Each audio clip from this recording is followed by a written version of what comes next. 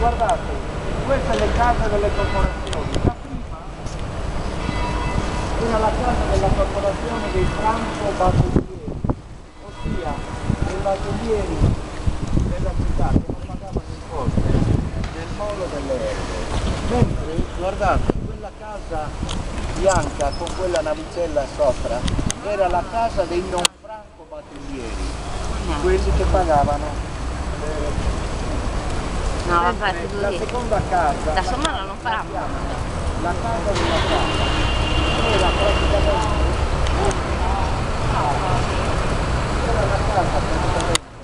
della dogana, del grano e dell'orzo. I grandi importatori di grano ed orzo erano i castigati con i veneziani.